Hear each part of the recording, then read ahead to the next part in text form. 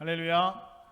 오늘도 또 우중에 또 굳은 날씨 가운데 은혜를 사모함으로 주의 성전에 올라 하나님 앞에 전심으로 예배하는 우리 사랑하는 성도들에게 오늘도 말씀 통하여서 오늘 하나님이 기뻐하시고 온전하시고 하나님의 뜻을 발견하는 은혜 시간 되실 수 있기를 주님의 이름으로 축복합니다. 우리 지난주 감사를 선택하십시오 라고 하는 설교 제목으로 함께 은혜를 나누는데요, 우리 지난주 말씀 함께 우리가 기억하면서 감사는 우리가 하는 게 아니라 사실은 우리가 삶에서 선택하는 것이다 라고 하는 것을 우리가 함께 배웠습니다. 이 시간 저와 앞뒤 분들과 함께 인사하시면서 나누실 때 감사를 선택합시다 하면서 우리 함께 저와 앞뒤 분들 인사하겠습니다. 함께 인사하겠습니다. 시작. 감사를 선택합시다. 감사를 선택합시다. 감사합니다. 저와 여러분 모두 다 그리스도인이라 세상 사람들에게 칭함을 받고 있습니다. 그리고 우리 스스로도 그리스도인이라고 생각하고 있습니다. 그런데 저는 사실 모든 그리스도인들이 진정한 그리스도인이냐라고 우리 스스로에게 자문할 때 사실은 그렇지 못하다라고 대답할 수밖에 없는 오늘의 현실 가운데 우리는 살아가고 있습니다. 오늘날 이 그리스도인이라는 말은 교회 다니는 사람 정도로 사람들에게 인식되어지고 있죠. 그런데 저는 교회 다니는 사람 모두가 그리스도인이라고 생각하지 않습니다.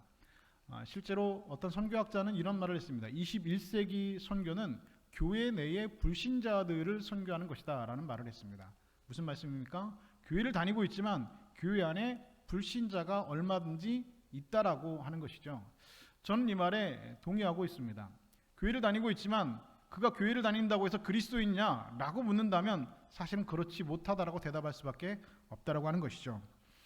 독일의 저명한 신학자 폴 틸리라고 하는 교수는 이런 말을 했습니다.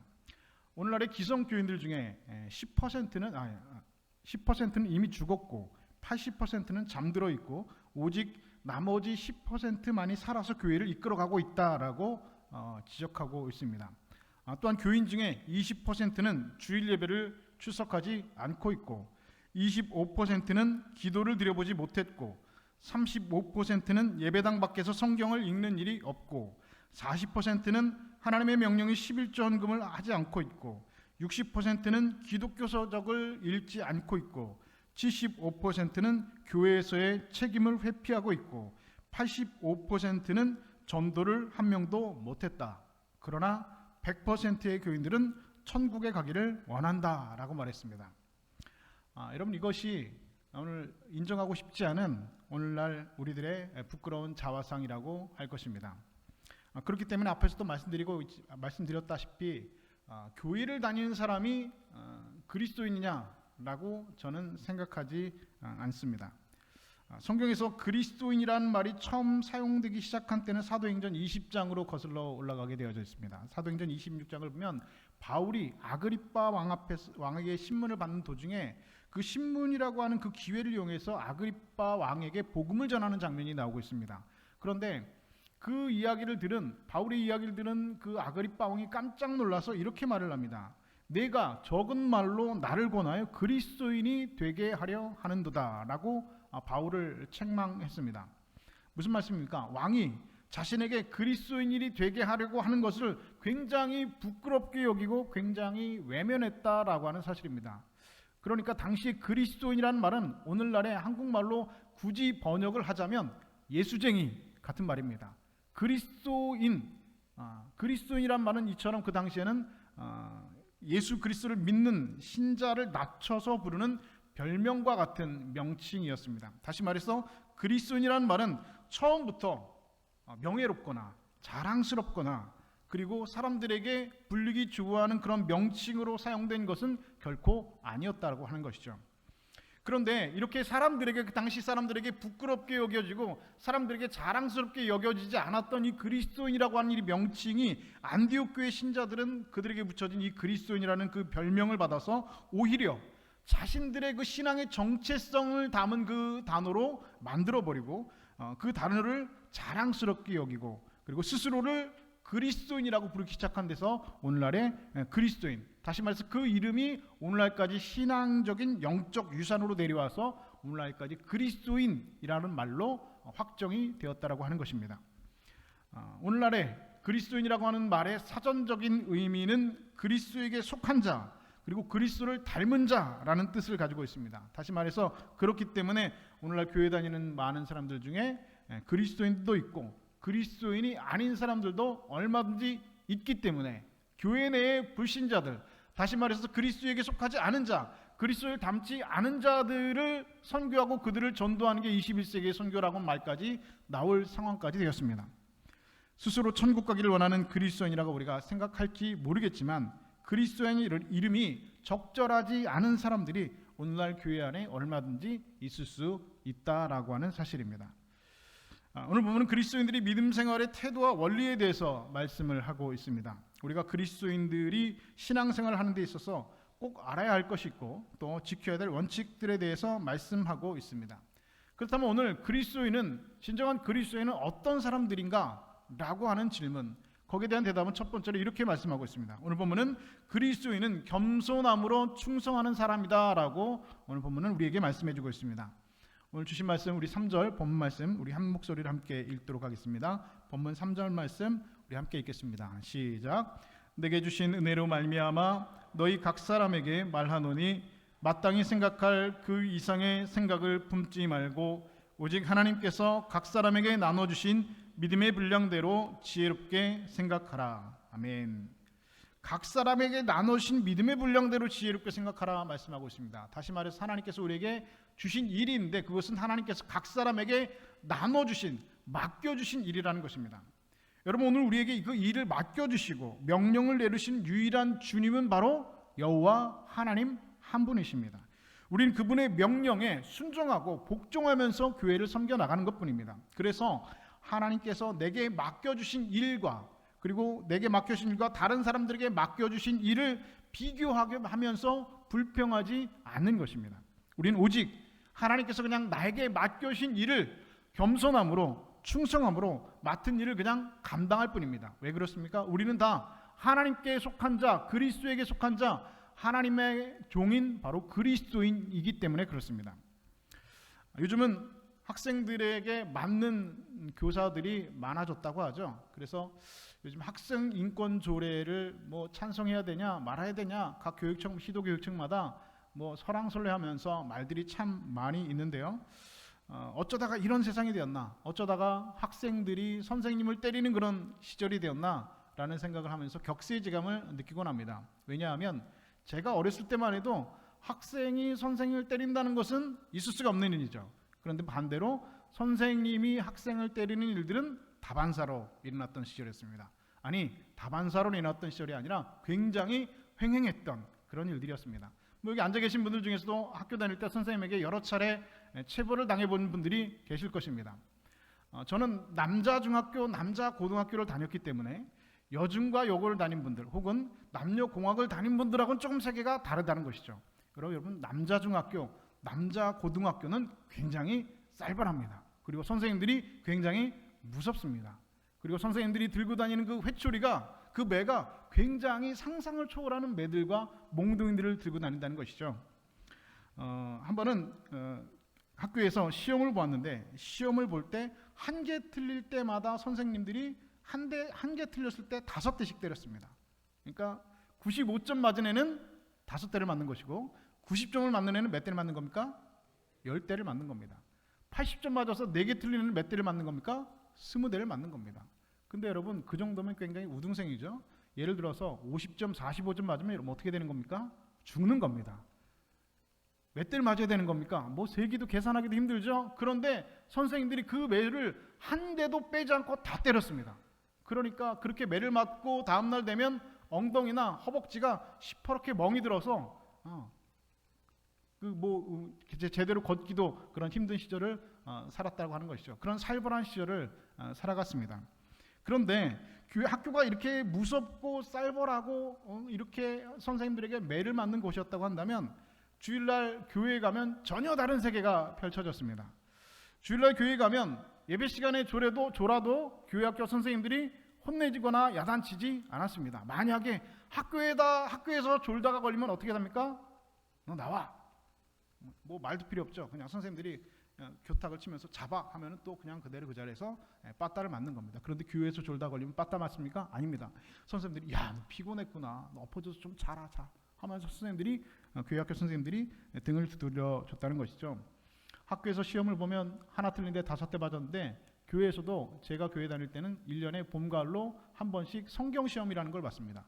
그런데 성경 시험을 잘 못 보면 여러분 어떻게 됐습니까? 한 대 틀린데 5대 맞는 것이 아니라 선생님들이 야단도 치지 않고 시험 끝난 다음에 수고했다고 빵도 주고 연필도 주고 그랬습니다. 학교에서는 선생님들이 정말 무서운 선생님, 정말 악마 같은 그런 선생님들이 있었는데 교회만 가면 교회학교 선생님들이 얼굴이 그렇게 천사처럼 밝아 보이고 천사처럼 아름다워 보일 수 없습니다. 지금도 저는 제가 교회학교 다닐 때, 주일학교 다닐 때, 여름성학교 할 때 저를 선생님의 그 무릎에 앉혀놓고 예배드렸던 그 홍 선생님의 이름을 지금도 분명히 기억하고 있습니다. 여러분들이 보시기에는 제가 굉장히 그래도 괜찮은 목사처럼 보일지 모르겠지만 제가 주일학교 다닐 때, 교회학교 다닐 때는 사실은 그렇지 않았습니다. 저는 앉아서 예배를 드린 적이 거의 없습니다. 네. 무슨 말씀인지 잘 이해가 안 되시죠? 여러분들은 자 지금 의자에 앉아 계셨잖아요. 제가 정말 어렸을 때는 초등학교 1, 2학년 고를 때는 그냥 바닥에서 예배를 드렸거든요. 그런데 어느 날 교회가 부흥하면서 교회에 의자가 들어왔습니다. 그러니까 의자에 앉아서 예배를 드릴 수 있게 되었다는 것이죠.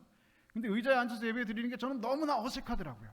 그래서 다른 애들은 다 의자에 앉아서 예배를 드리는데 저는 의자에 앉아서 예배 드리는 것을 감당하기가 힘들었습니다. 그래서 의자 밑으로 내려가서 낮은 포복을 하면서 의자 밑으로 왔다 갔다 하면서 아이들 발도 잡기도 하고 선생님 발도 잡기도 하면서 그렇게 예배를 드렸던 기억이 있습니다. 여러분 잘 이해가 잘 안 되시는데 예배당 밑에서 의자 밑에서 낮은 포복을 하고 기어다니면 여러분 그 옷이 여러분 그 팔뚝과 무릎하게 여러분 어떻게 되겠습니까?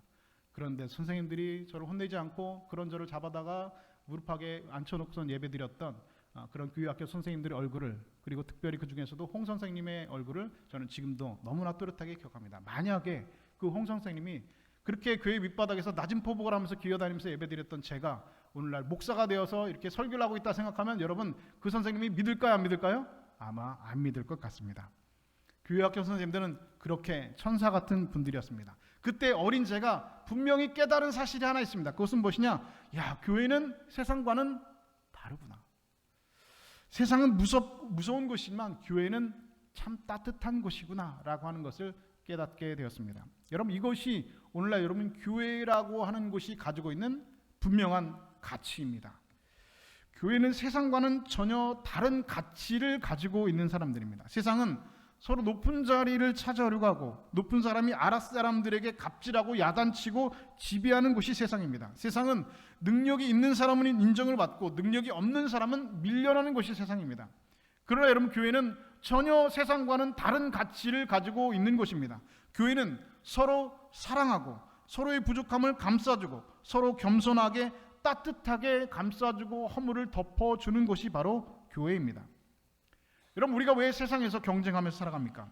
내가 싸워서 이기면 그 사람이 가지고 있는 건 내가 뺏어서 내 것으로 할 수 있기 때문에 서로 열심히 경쟁하면서 싸우면서 살아갑니다.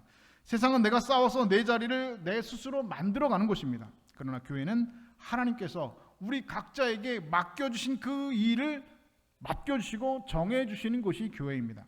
하나님께서 내게 맡기신 일은 여러분 사실은 나만이 할 수 있는 일입니다. 하나님께서 저 사람에게는 저 일을 맡겨주셨고 나에게는 이 일을 맡겨주셨을 뿐입니다. 그래서 우리는 그 일을 하면서 서로 경쟁의 관계에 있는 것이 아니라 서로 협력하며 돕는 관계에 있는 것입니다. 서로 격려해주고 서로 기도해주면서 우리가 하는 일을 통해서 하나님의 영광 받으실 수 있도록 함께 협력하여 선을 이루는 것이 바로 교회라고 하는 교회라고 하는 공동체가 가지고 있는 최고의 가치라는 것이죠. 그래서 여러분들이 교회 안에서 중요한 일을 조금 맡았다고 해서 목에 힘을 주고 다니실 필요가 없습니다. 오직 겸손하고 충성되게 그 일을 감당해야 될 것입니다. 뿐만 아니라 여러분들이 교회 안에서 어떤 직분을 맡았다고 할 때 역시 교인들이 나를 알아주는구나 라고 그런 생각을 가지실 필요가 없습니다. 사도 바울은 고린도전서 4장 7절에서 이렇게 말씀합니다. 누가 너를 구별하였느뇨? 내게 있는 것 중에 받지 아니한 것이 무엇이뇨? 내가 받았은즉 어찌하여 받지 아니한 것 같이 자랑하느뇨? 라고 말씀하고 있습니다. 이 말은 무슨 말씀입니까? 하나님께서 우리에게 주신 모든 것들은 하나님께서 나에게 주신 것입니다. 그것을 우리는 받은 것인데 어떻게 너희가 하나님께 받지 않은 것처럼 생각하느냐라는 것입니다. 하나님께 받지 않고 내가 가지고 있는 것처럼, 내가 누린 것처럼, 너의 것인 것처럼 생각하고 교회 안에서 자랑하느냐라고 하는 것이죠. 오직 나와 같은 죄인을 구원하여 주셔서 나와 같은 죄인에게 이렇게 하나님이 이렇게 귀한 일을 맡겨주신 하나님의 은혜에 감사함으로 겸손하고 충성함으로 그 일을 감당할 뿐입니다. 여러분, 교회는 결코 회사가 아닙니다. 가끔 교회에서 회사 일들을 가지고 오면서 회사처럼 일을 처리해야 된다고 말씀하시는 분들이 있습니다. 여러분, 그것은 굉장히 사탄적인 생각입니다. 교회는 결코 회사가 아닙니다. 교회는 조직도 아닙니다. 교회는 여러분 살아있는 생명체라고 하는 사실을 우리는 분명히 기억해야 할 것입니다. 여러분들이 열심히 해서 무슨 경제적인 이윤을 남기는 회사가 결코 아닙니다. 역사의 이름을 남기는 그런 어떤 세상의 모임도 결코 교회가 아닙니다. 하나님께서 여러분에게 맡겨주신 대로 겸손하고 충성되이 그 일을 감당해서 우리 모두가 하나님 앞에 설 때에 칭찬받는 종으로 서도록 만들어주는 곳이, 그리고 그렇게 훈련받는 곳이 교회라고 하는 곳입니다. 하나님께서 여러분에게 맡겨주신 일, 하나님께서 여러분에게 나눠주신 일, 하나님께서 나에게 맡겨주신 일이라고 하는 자부심을 가지고, 그 믿음을 가지고 오직 겸손하고 충성되게 섬기고 그 믿음을 소유하실 수 있는 저와 여러분 되실 수 있기를 우리 주님의 이름으로 축복합니다. 두 번째로 그리스도인은 한 몸의 지체들이라고 말씀을 하고 있습니다. 오늘 본문 5절 말씀도 우리 한 목소리로 읽겠습니다. 5절 말씀 함께 있습니다. 시작. 이와 같이 우리 많은 사람이 그리스도 안에서 한 몸이 되어 서로 지체가 되었느니라. 아멘. 자, 한 몸의 지체라고 말하죠. 이 한 몸의 지체라고 하는 것은 무슨 말씀입니까? 하나의 생명을 공유하고 있다라고 하는 것입니다.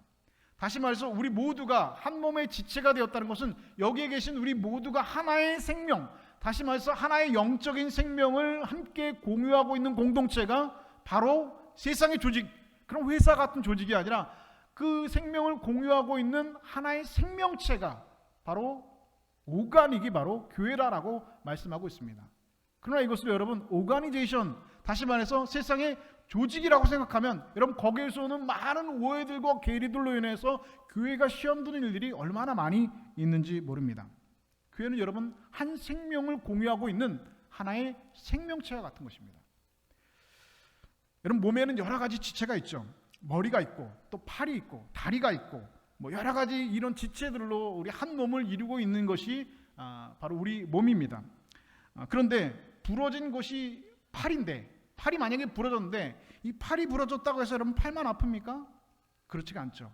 팔만 아픈 것이 아니라 온 몸이 그 아픔을 함께 느끼는 것이죠. 팔이 부러졌다 해서 이 팔만 느끼고 나머지는 아무렇지도 않다? 그런 몸은 없습니다. 팔이 부러졌지만 온 몸이 그 아픔과 고통을 함께 공유하는 것이 바로 우리의 한 몸이라고 하는 것이죠. 이유가 무엇입니까? 하나의 생명을 공유하고 있기 때문입니다. 여러분 중에 어떤 분들이 이런 말씀을 하시는 분들이 계실지 모르겠습니다. 내가 교회에서 열심히 하는데 아무도 내가 이렇게 열심히 하는 걸 알아주지 않아서 참 속상하다. 여러분 그럴 수 있죠. 내가 열심히 일을 하고 있는데 사람들이 내가 열심히 교회에서 열심히 봉사하고 하고 있는 것을 알아주지 않는다는 겁니다. 왜 그렇습니까? 안 보이니까, 모르니까, 사람들이 없는 데서 일을 하니까, 혼자 일을 하니까. 그럴 수 있죠. 교회 안에서 여러분 드러나게 사람들에게 보이게 봉사하고 하는 분들이 있습니다. 예를 들면 우리 교회는 없지만 교회들마다 뭐 주차 요원들이 있는 교회들도 있죠. 주차 봉사하시는 분들 보면은요 얼마나 고생하는지 모릅니다. 그럼 그분들은 교회에 오고 가는 모든 분들이 그분들이 봉사하고 있는 것을 한눈으로 볼 수가 있죠. 이분이 참 주차 봉사하느라고 고생하시는구나. 추운 날 더운 날 애쓰시고 힘드시게 고생하시는구나 알 수 있습니다. 교회에서 차량 봉사로 운행하시는 분들, 교인들 다 알 수 있죠. 앞에서 찬양하시는 성가대원들, 찬양대원들 앞에 서 있는 사람들에게 다 알 수 있습니다. 그런데 그 이외에도 교회는 수많은 봉사자들에 의해서 교회가 운영되어지고 있고 교회가 오늘 하나님 앞에 예배드릴 수 있는 것이죠. 그런데 그렇게 함께 봉사하고 수고하는 분들 중에 제가 모르는 분들도 있습니다. 있지요. 여러분들이 정말 상상도 못하게 뒤에서 이름도 없이 빛도 없이 숨어서 정말로 보이지 않는 곳에서 봉사하고 헌신하는 분들이 얼마나 많이 있는지 모릅니다. 한 번은 제가 교회에 쉬는 날 교회 잠깐 볼 일이 있어서 나왔는데 우리 교회 장로님 중에 한 분이 갑자기 만났습니다. 그런데 그 장로님이 평상시에 주일날에는 양복을 탁 입고 넥타이를 탁 매고 와이셔츠를 탁 입고 탁 이렇게 멋있게 하고 나와서 기도하는 장로님인데, 그날 교회에서 만난 장로님은 마치 고물상 아저씨 같은 옷을 입고 오셨습니다. 근데 고물상 아저씨 같은 옷을 입고 오신 이유가 있더라고요. 보니까 그 더운 날 교회에 있는 모든 쓰레기통에 쓰레기를 다 주워가지고 분리수거를 해가지고 옮기시는 중이었습니다. 온몸에 땀이 흥건하게 젖어가지고 선풍기 하나 틀지 않고 1층에서 애쓰고 있는 모습들이 있었습니다. 저는 알지 못했습니다. 우리 장로님이 그런 일들을 하시는지 저는 몰랐습니다. 그랬는데 그 일을 하고 몰래 뒤에서 그 일을 그냥 감당하고 계셨다는 것이죠. 그런데 그럼에도 불구하고 내가 이렇게 교회에서 열심히 하는데 아무도 알아주지 않는다라고 말씀하시는 분들이 있습니다. 그러나 그것 때문에 여러분 절대로 불평하실 필요가 없습니다. 왜냐하면 내가 하는 일이 교회 안에서 드러나지 않는 것이 얼마나 좋은 일인지 모릅니다. 왜 그러냐? 지금부터 설명을 해드릴 테니까 잘 들어보시기 바라시죠. 여러분들 중에 허리가 있는 것을 아는 분이 계십니까? 아, 내 허리가 여기 있구나라고 하는 것을 느끼는 분이 여러분 계십니까? 그런 분들이 계시죠. 그런 분들은 어떤 분들입니까? 10중 8구 허리가 병난 분들입니다. 그렇죠? 허리가 병이 난 사람은 아, 허리가 여기 있구나라는 것을 아는 분입니다. 여러분들 중에서 뱃속에 위가 여기 있구나라는 것을 여러분 느끼고 아는 분이 계십니까? 그분은 어떤 분입니까? 반드시 100% 윗병이 난 분입니다. 위가 어디 있는지를 모르고 사는 게 건강한 겁니다. 허리가 어디 있는지를 모르고 사는 게 건강한 겁니다. 무릎이 어디 있는지를 모르고 사는 게 여러분 건강한 거고 그게 복입니다. 건강한 사람은 허리가 어디 붙었는지, 위가 어디 붙었는지, 간이 어디 붙고 무릎이 어디 붙었는지 신경 쓰지 않습니다. 왜 그렇습니까? 아프지 않으니까, 문제가 되지 않으니까 그것이 어디 있는지 알지 못합니다. 느끼지 못합니다. 그게 복이고 그게 건강한 거죠. 그래서 여러분들이 교회 안에 사는 일들이 드러나지 않으면 여러분들이 그 일을 아주 잘하고 계시다고 하는 강력한 증거가 되는 겁니다. 만약에 내가 이런 일을 하고 있다라는 것이 사람들에게 그리고 교회 안에 드러나게 되면 그때부터 문제가 될 확률이 굉장히 높습니다. 왜냐하면 그 일이 사람들에게 인식이 되었기 때문입니다. 마치 허리가 인식되지 않고 느껴지지 않다가 허리가 아프면 그 허리가 있는 것을 우리가 느끼는 것처럼 똑같은 이치가 교회 안에서도 적용되고 있는 것이죠. 왜냐하면 교회는 하나의 생명을 공유하고 있는 영적인 공동체, 하나의 지체이기 때문에 그렇습니다. 만약에 심장이 반란을 일으켜서 몸 밖으로 탁 튀어나와 보십시오. 야, 내가 여기 있다. 니들 날 우습게 봤지? 니들 다 자고 있을 때 난 밤새 철야 있어. 나 우습게 생각하지 마. 나 일 안 해 하면서 때려치면 여러분 어떻게 됩니까? 죽는 겁니다. 심장이 엄청나게 중요한 일을 하죠. 어쩌면 우리 몸에서 심장이 제일 중요한 일을 하고 있는지 모릅니다. 그런데 여러분 평소에 심장이 그렇게 중요한 일을 하고 있다고 여러분 누가 그거 알아줍니까? 아침에 일어나서 심장아 너 밤새 수고했다 하면서 여러분 심장 쓰다듬는 사람이 있습니까? 없습니다. 심장이 중요하다는 것을 느꼈다면 그것은 문제가 생겼다는 것입니다. 또한 여러분들이 한 몸의 지체라면 서로 감싸줄 줄 알아야 합니다. 서로 비난하시면 안 됩니다. 그러나 어느 교회나 문제가 없는 교회가 없고 어느 교회나 뒤에서 말하는 사람들은 어느 교회나 있기 마련입니다.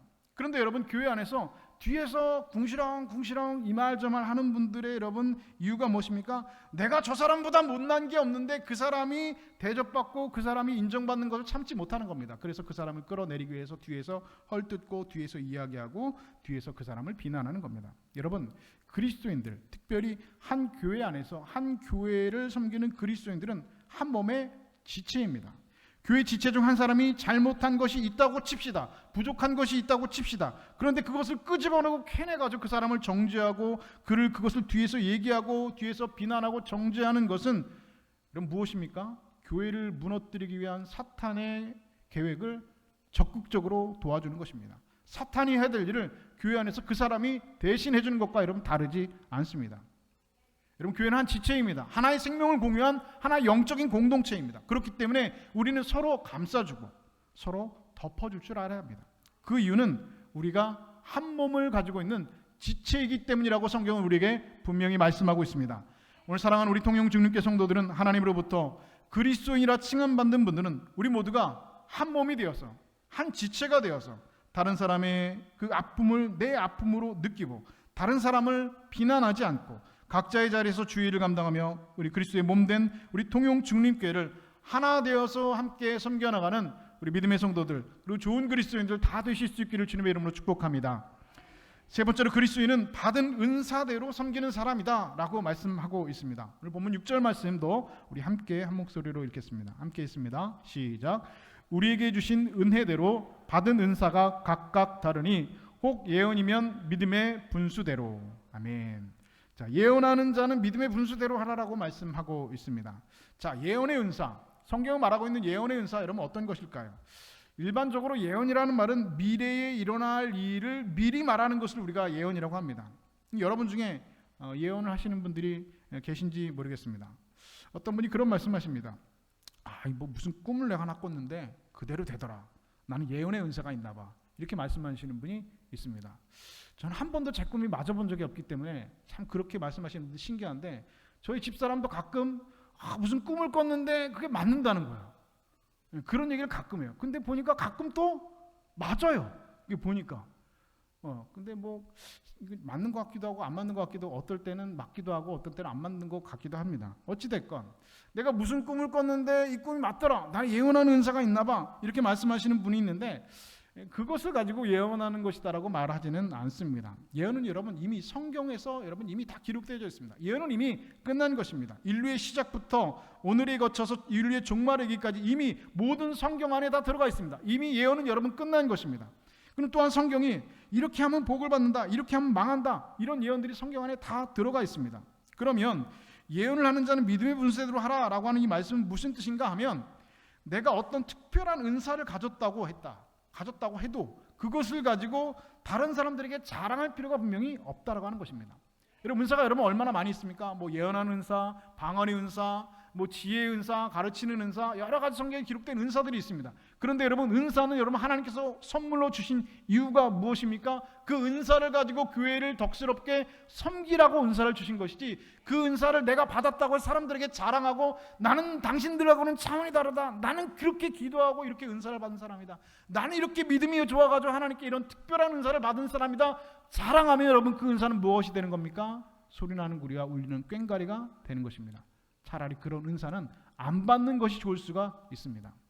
어떤 분들 중에 기도하는데 방언으로 크게 기도하시는 분들이 있습니다. 방언도 귀한 은사죠.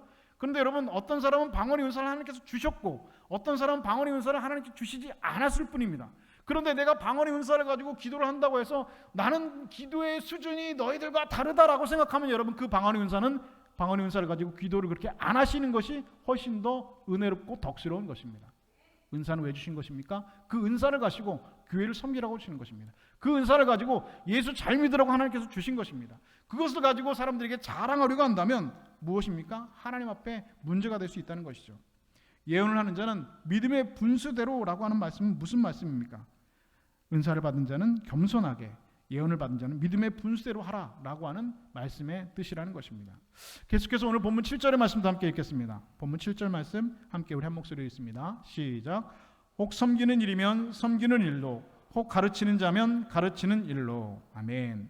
섬기는 일이면 섬기는 일로라고 했습니다. 그러니까 교회 안에서 섬기는 일이 있다는 것이죠. 여러 가지 봉사의 자리에서 여러 가지 모양으로 우리가 섬기는 일이 있습니다. 공식적으로 교회에서 직분과 공식적으로 어떤 그 봉사의 직을 맡아가지고 봉사를 하는 경우도 있고, 그렇지 않고 그냥 삶의 자리에서 조용히 이름도 없이 빛도 없이 섬기는 자리에서 섬기는 일을 감당하시는 분들이 계십니다. 그런데 중요한 것은 무엇이냐? 여러분들이 교회를 섬길 때, 오늘 지금 이 자리에 모인 여러분들이 통영중림교회라고 하는 그 교회, 그 하나님의 교회를 섬길 때 정말로 권위와 그 가치가 드러나는 것은 어떨 때이냐? 열심을 다해서 섬길 때라는 것입니다. 제가 전수하 시절에 기도원으로 전교인 수련회를 간 적이 있는데, 그때만 해도 가마솥에다가 밥을 하고 가마솥에다가 육개장을 끓이고 가마솥에다가 이렇게 할 때인데, 가마솥은 여러분 모닥불을 이렇게 나무를 패가지고 불을 피우는 거죠. 아니면 불을 피우는 거잖아요. 그런데 전교인 수련회는 한여름에 간 겁니다. 그런데 누군가가 이 가마솥에 불이 꺼지지 않게 불을 꺼지지 않게 나무를 공급을 해야 되는 겁니다. 그런데 어떤 한 장로님이 그 일을 하셨는데, 그분이 은퇴 장로님이셨습니다. 그러니까 나이가 70이 넘으신 그 어르신인데 그걸 맡으셨습니다. 그런데 이분이 새벽부터 일어나가지고 그 불을 계속해서 떼고 점심 아침에도 떼고 점심에도 떼고 저녁 8시까지 저녁까지 다 떼고 다 소각하고 가는데 지나가다가 우연히 점심 먹고 지나가다가 저는 전도사였고 그분은 이제 은퇴 장로님이셨는데 지나가다 봤는데 땀이 근데 온 몸이 그냥 다 젖었습니다. 왜 그래? 한여름에 텐트 하나 치고 거기서 그 불 앞에 서 있으니까 얼마나 덥겠습니까? 땀이 나가지고요. 그 장로님이 그렇게 하다가 나중에 제가 모습을 보고 충격을 받았는데요. 그 장로님이 이따가 보면서 뭘 자꾸 먹어요. 불을 지피면서 뭘 자꾸 먹어요. 뭘 먹게요? 소금을 먹더라고요. 너무 마음이 죄송하고 아프더라고요. 여러분, 섬기는 자는요, 큰 소리 친다고 해서 권위가 절대로 나타나지 않습니다. 나를 알아달라고 나선다고 해서 그 가치가 드러나는 것이 결코 아닙니다. 오히려 나를 알아달라고 드러낼수록 그 권위가, 그 가치가 여러분 떨어지는 겁니다. 섬기는 자는 섬기는 일을 통해서만 그 권위가 나타나고 그 가치가 드러날 뿐입니다. 저와 여러분 모두는 섬기는 자입니다. 잘 섬기는 자가 되실 수 있기를 바랍니다. 바라기는 주의 몸된 교회를 함께 힘써 섬김으로 그 섬김이 여러분의 권위가 되고 가치로 드러날 수 있는 여러분 되실 수 있기를 우리 주님의 이름으로 간절히 축복합니다. 사랑하는 여러분, 저와 여러분은 모두 그리스도인입니다. 그리스도에게 속한 자이고 그리스도에게 닮은 자이고 그렇기 때문에 우리는 그리스도인입니다. 이 그리스도인이란 말은 세상에서 부끄럽고 명예스럽지 않은 말로 시작했지만 초대교회 안디옥 교회 교인들은 그 그리스도인이란 그 별명을 자신들의 신앙의 정체성을 가진 단어로 바뀌어서 그 그리스도인의 삶을 살면서 그리스도인의 삶을 섬기며 함께 그리스도에게 속한 삶을 살아냈던 자들입니다. 오늘 간절히 바라기는 여러분이 세상에서 그저 교회에 다니는 사람으로 기억되지 않기를 바랍니다. 하나님 앞에서 사람 앞에서 그리스도인으로 기억되시는 저와 여러분 되실 수 있기를 주님의 이름으로 축복합니다. 오늘 우리에게 주신 말씀 우리가 다시 한번 기억하면서 겸손하고 충성하는 그리스도인 뿐만 아니라 한 몸의 지체가 되는 그리스도인, 은사대로 교회를 섬기는 그리스도인들이 다 되셔 하나님과 사람 앞에서 그리스도인으로 기억되는 좋은 그리스도인들 다 되실 수 있기를 우리 주님의 이름으로 간절히 축원드립니다.